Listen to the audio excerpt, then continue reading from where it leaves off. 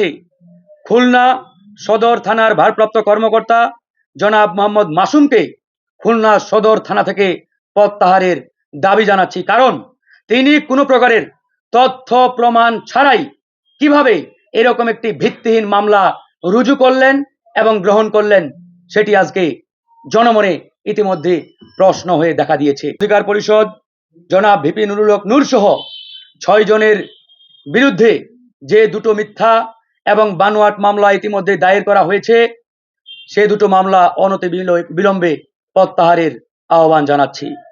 তারা রাজপথে ঢেলে দিয়েছেন, তারপরেও তারা সেই তৎকালীন স্বৈরাচার আওয়ামী লীগের কাছে মাথা নত করেন নাই।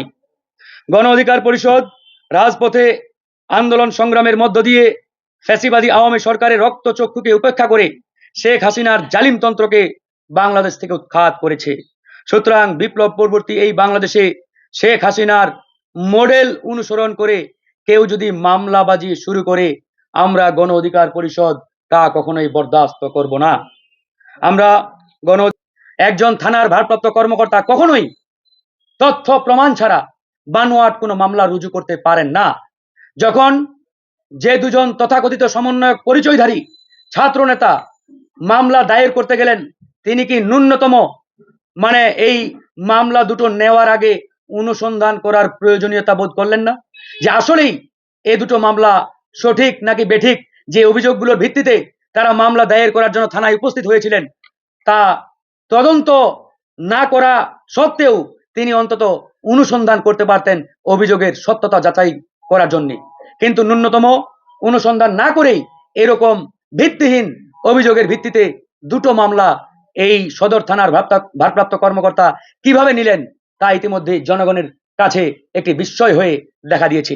এজন্য আমরা খুলনা সদর থানার ভারপ্রাপ্ত কর্মকর্তা জনাব মাসুম সাহেবকে অনতি বিলম্বে খুলনা সদর থানা থেকে প্রত্যাহারের আমরা দাবি জানাচ্ছি। গত জুলাই আগস্ট বিপ্লবে 2000 ছাত্র জনতা জীবন দিয়েছেন। 2000 ছাত্র জনতার রক্তের বিনিময়ে অর্জিত এই বাংলাদেশে সেই ফ্যাসিবাদী হাসিনার মডেল অনুসরণ করে কেউ যদি মামলাবাজি ধান্দাবাজি করার চেষ্টা করে, আমরা গণ অধিকার পরিষদ তাদের বিরুদ্ধে প্রতিরোধ গড়ে তোলার জন্য প্রস্তুত রয়েছি। আমরা বিগত হাসিনার কাছে মাথা নত করি নাই। বিগত ফ্যাসিবাদী খুনি স্বৈরাচার শেখ হাসিনা বারবার চেষ্টা করেছে গণ অধিকার পরিষদকে দমানোর জন্য, গণ অধিকার পরিষদকে আটকানোর জন্য।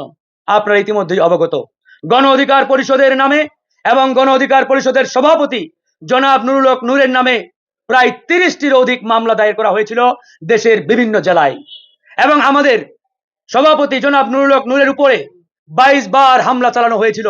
তারপরেও কিন্তু আমাদেরকে শেখ হাসিনা আটকাতে পারে নাই, দমাতে পারে নাই।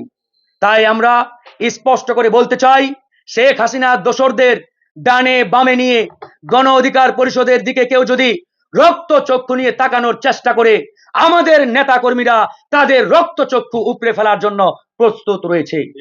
আমরা স্পষ্ট করে বলতে চাই, আমরা প্রতিহিংসা কিংবা হানাহানির রাজনীতিতে বিশ্বাসী নয়।